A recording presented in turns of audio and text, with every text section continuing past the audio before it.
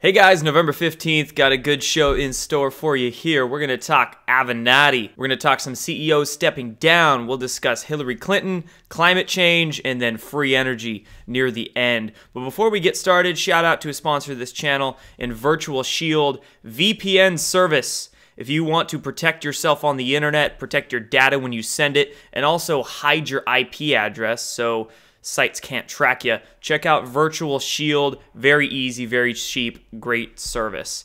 All right, so let's get into Michael Avenatti. He was arrested yesterday on suspicion of domestic violence. Wow. Hope he's got a good lawyer, right? That's all I have to say about that. I could care less about that fella. Okay, let's talk about CEOs stepping down. Yesterday, we had Victoria's Secret CEO Jan Singer step down. We don't really know why, but she is out quitting at the end of the year. And then I went ahead and typed in just generally CEO stepping down into Google. And you can see here, we've had another string of them all step down within the last couple days. We can see here, Victoria's Secret CEO. Walmart's Flipkart CEO steps down in wake of misconduct allegation. Another high-up business official stepping down for misconduct allegation. You know what that means. That's the public optics reason. Who knows why he really stepped down behind the scenes. But Walmart Flipkart CEO stepping down. Dentsu Aegis, if I got that name right. Dentsu Aegis CEO stepping down. And this is a large company. I'd never heard of it before, but it turns out that this company, this network, is the world's 5th largest advertising company. Their CEO stepping down. So again, new string of a bunch of CEOs stepping down. And I'm going to link down below that spreadsheet, if I can find it. I think I have it. The spreadsheet of all the CEOs, corporate execs, board directors, all the high-up public officials that have stepped down, resigned, not just in this country, but from around the world over the past year. It is an amazing amount, much more than normal. Just a coincidence?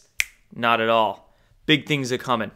All right, so let's talk Hillary Clinton now. Tom Fitton of Judicial Watch says in a tweet here, court ruled yesterday that yes, Mrs. Clinton will have more questions under oath about her emails. Super work by our Judicial Watch legal team. Tom Fitton doing more work in Washington, D.C. than many of our public elected officials really even are. And good news, Hillary Clinton going back on the oath block, having to testify about her emails. Wonder how many times she's going to be hacking up a lung during that testimony. And speaking of Hillary Clinton, 2020, there's been rumors floating around yet again that Hillary Clinton might run in 2020. As Q has mentioned before, many of these deep staters are claiming to be running for political office just to basically use that as a cover. If they were to be indicted or some bad news came out against them, they could claim, oh, it's just political, fake news, it's political, right? So Hillary Clinton could be claiming to want to run in 2020 just for some political ass coverage. But what I found interesting is look at the amount of corporate propaganda media, the typical deep state propaganda outlets that are throwing Hillary Clinton under the bus. CNN headline here, please Hillary, don't do it. Voters don't want Hillary Clinton to run in 2020. That's from the Daily Caller. CNN though, CNN on the other side of the aisle than the Daily Caller saying, please Hillary, don't do it. Lots of opinion pieces saying she shouldn't do it, she shouldn't do it. They know. I mean, they know. These guys know that Hillary Clinton is just toxic. Toxic to everybody. Her name associated on any campaign, any event, just bad. And even CNN thinks Hillary running in 2020 is a very bad idea. But again, it's not that she actually wants to run. She's just trying to cover, hide her ass as much as possible. But it's not going to work. And speaking of CNN, right here, remember, Jim Acosta had his press pass revoked by the White House. But Fox News, among other media outlets, is actually joining CNN's lawsuit against the White House over Jim Acosta's revoked press pass. Fox News. I don't know what sort of move Fox News is trying to do here, but it is imploding their brand. A lot of people scratching their heads at this one like, what the hell, Fox News? I thought you were supposed to be against CNN or on the other side of the aisle. And evidence right here that, again, left-wing, right-wing thing doesn't really matter. When it comes down to it, a lot of organizations and individuals on either side of the aisle are still controlled by that deep national security state.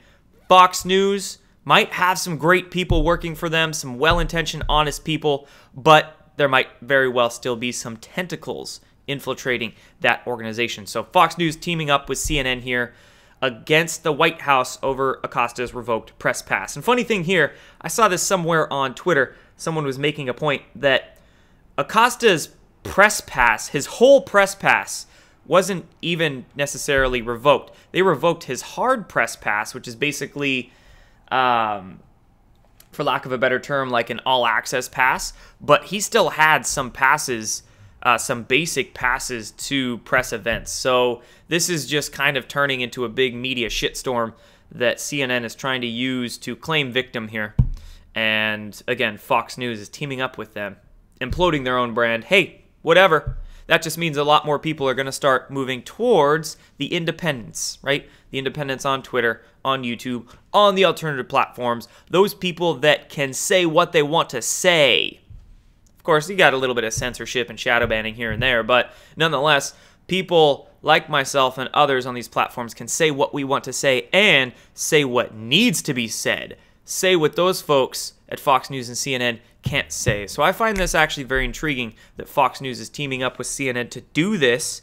Is this some sort of controlled implosion?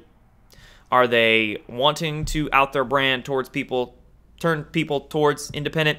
I don't know. But regardless, the independent media is rising. But also, one more point on that, and then we'll move on into talking climate change and free energy, is that in the independent media, in the, quote, alternative media, there is still a load of people and organizations that claim to be independent, but still get financing, still get backing from that deep national security state, from the larger organizations. And a lot of individuals that are, again, quote, independent, quote, alternative, they are still reiterating the same mainstream narratives that we hear. And not only that, but there are controlled opposition plants that claim to be independent, claim to be alternative, that aren't, that are in there just to share mis and disinformation, to muddy the waters, separate, confuse, compartmentalize everybody. So in the independent scene, it is very muddy. It takes a lot of discerning to figure out, you know, who's real, who's authentic, and who's not. But go independent. Don't go mainstream. Okay, so let's talk about climate science here.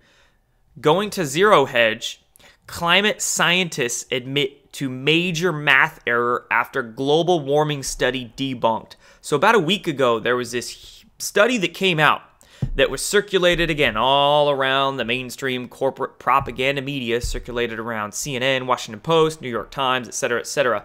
And this study basically said that the Earth's oceans are absorbing 60% more heat than we thought in the last 25 years. And this led that study to conclude that global warming is way worse than we thought. And this is why all of that corporate propaganda media ran with it, because it fits their global warming agenda. But in fact, this study, it was actually published by a Princeton scientist and a Scripps Institute scientist, Princeton. This study was actually wrong. It was incorrect. The study used a new method of measuring the ocean's absorption of heat and concluded through incorrect math that 60% more heat had been absorbed than previously thought. So an independent UK-based researcher here, Nicholas Lewis, published a comprehensive blog post claiming he found the major problem in the research, the false data. And then he published that blog and basically forced the retraction.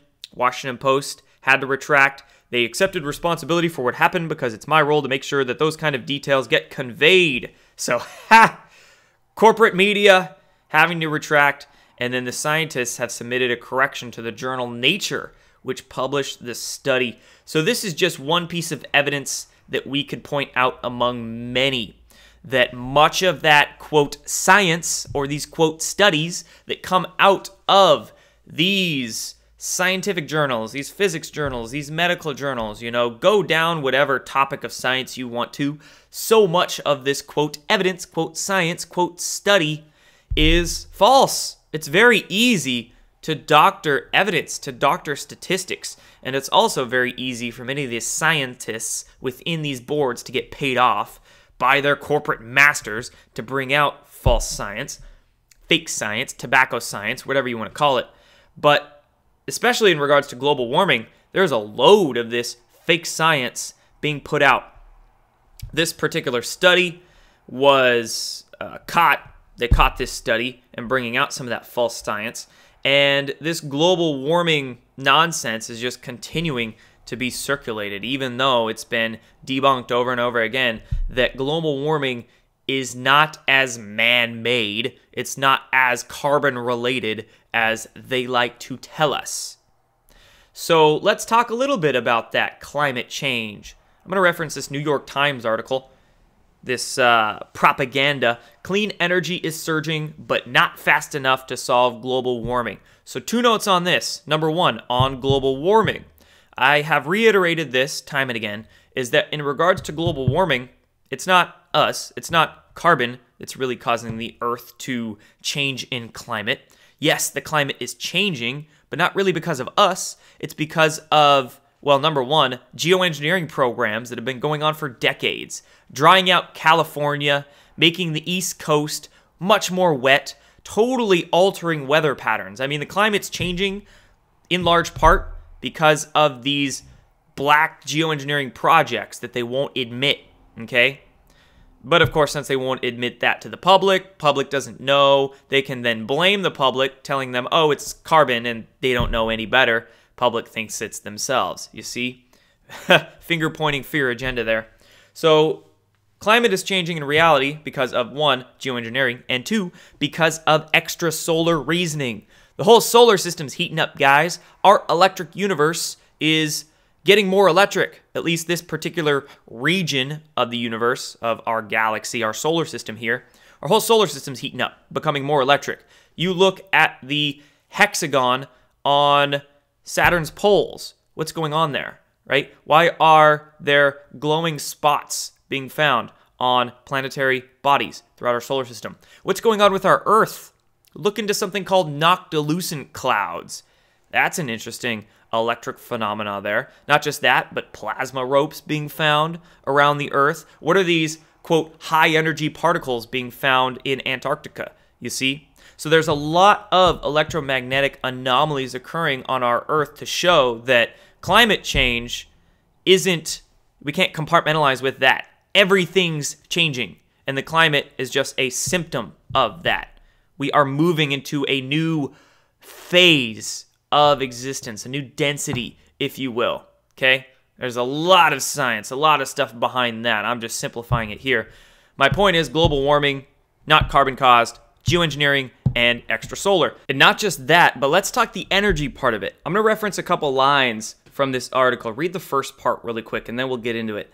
Over the next 2 decades, it says, the world's energy systems will undergo a huge transformation.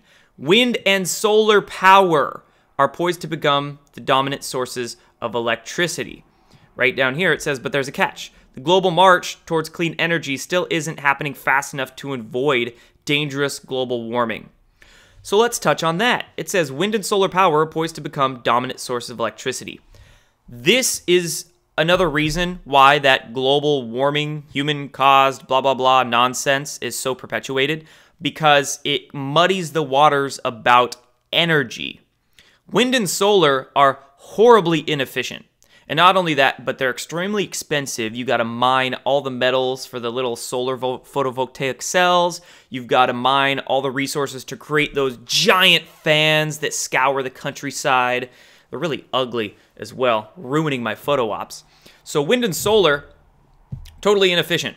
Not only that, but look into something called the Invention Secrecy Act of 1951. 1951. This Invention Secrecy Act basically said that any branch of government can classify a patent as top secret for, quote, national security reasons, if they feel, basically it's very vague, but if they feel it presents a threat to, quote, national security. So what has been done is that there are thousands of classified patents right now, still classified, and many of them have to do with, well, number one, free energy technologies that we'll discuss in a sec, but number two, many of them actually have to do with solar energy. And I believe any solar photovoltaic cell over 20% efficiency is struck down as top secret, classified. So we can do much better in the realm of solar in the public domain, but the corporations and their government partners, government rogue factions, just don't let us. And now let's talk about free energy. So this says wind and solar power are poised to become dominant sources of electricity. We don't even need wind. We don't even need solar power. We could have free energy over unity electricity systems on this planet, getting us off of all of fossil fuel, but not just that, all of these lame, they claim to be alternative energy sources. We don't need wind. We don't need these solar cells. We don't even need these big hydroelectric dams. You can create a small tabletop device that will pump out kilowatts even, and pump out more electricity than it takes to run it. This does not, in fact, violate any laws of physics, because the, quote, laws of physics that were taught in mainstream university are, in essence, fundamentally wrong. They need to be reworked a little bit. Electricity is everywhere. Energy is already everywhere in the ether. It's all about tapping it, being able to access and harness it, okay? So understand that, guys. Understand global warming, not really us, other causes that are kind of us. Many people just don't know that. And free energy can do far better than any of the stuff that they want to bring forward in the public. Now, last thing that I want to talk to you guys about is this article on Science News that I found very, very interesting, because they are disclosing some massive sciences here. And these sciences have been secret. They're basically black project sciences that have been studied for decades, kept secret. But now what they're trying to do is bring it out to the public domain in a very sly, subtle way, and act like this science hasn't been worked on in secret for a long, long time. And they're trying to rebrand it and repackage it to make it seem like it's all new. So let's read this article. Bizarre metals may help unlock mysteries of how Earth's magnetic field forms. They call it the dynamo effect. And the dynamo effect that generates Earth's magnetic pole could also occur in what they call whale metals. Weird materials called whale metals might reveal the secrets of how Earth gets its magnetic field. The substances could generate a dynamo effect, the process by which a swirling, electrically conductive material creates a magnetic field, a team of scientists reports in a journal on October 26th. Look at that. Swirling, electrically conductive material. Dynamos are common in the universe, producing the magnetic fields of the Earth, the Sun, other stars, galaxies, but scientists still don't fully understand the details of how dynamos create magnetic fields. And unfortunately, making a dynamo in the lab is no easy task, requiring researchers to rapidly spin giant tanks of a liquefied metal. One more line and we'll discuss. First discovered, they claim in 2015, whale metals are topological materials, meaning that their behavior is governed by a branch of mathematics called topology, the study of shapes like donuts and knots. So when I read this, what I think is torsion physics. Torsion physics. You can call it torsion physics, vortex mathematics, whatever you want to call it. There's a lot of names for this type of idea, but it's basically counter-rotating electromagnetic fields. Toruses. They're trying to call it topology. That's, like I said, they're rebranding it. They're renaming it. Studying the shapes of donuts and knots. They don't want to say torus in there because, ooh, that's too pseudoscientific. We don't want to give any validity to that pseudoscience, so we need to call it by new names, you see? And they're saying it's first discovered in 2015. Totally false. I mean, shoot, Victor Schauberger. He was studying rapidly spinning water because water is an electrically conductive material. They're trying to say that in this article that sodium, that was their example, they didn't want to, again, give validity to the fact that water can actually be used as this conductive substance. But Victor Schauberger, freaking a century ago in Germany, was figuring out how to create magnetic fields, and not just that, but counteract gravity with electromagnetic fields by spinning, rotating, swirling water at very specific angles for the angular momentum of it. So what I'm saying here, what I'm outlining to you, is that they are calling it new names, a dynamo effect, these whale metals. And all of these things have been studied, again, in the secret space programs and block projects for a long, long time. They're just rebranding it. This is the idea of partial disclosure, right? It's not newly discovered. These whale metals that they're calling them, it can be water. Study how the TR3B operates. They use mercury. Mercury can be that swirling metal to create a magnetic field. And you can end up countering gravity with that. They're calling this science topology, studying donuts, not torsion physics and all that. So look for, it takes a keen eye to see these sorts of things, but look for this more and more. They're going to be bringing out these esoteric, these hidden sciences that have been very secret into the public domain and doing it in a very sly, subtle way. And it's up to us not to be caught off guard by something that looks magical and brand new, when really what they're trying to do is a partial disclosure, some sort of like a bait and switch, right? It is sort of a psyop because they're not telling us the whole truth, just a sliver of it. Yeah, okay, bring free energy out to the public. Fantastic. But tell me that it's been possible and created for a long, long time. This has been done before, okay? So anyway, ranting done. Thanks guys for watching this video. I'll be checking back in very soon. Done.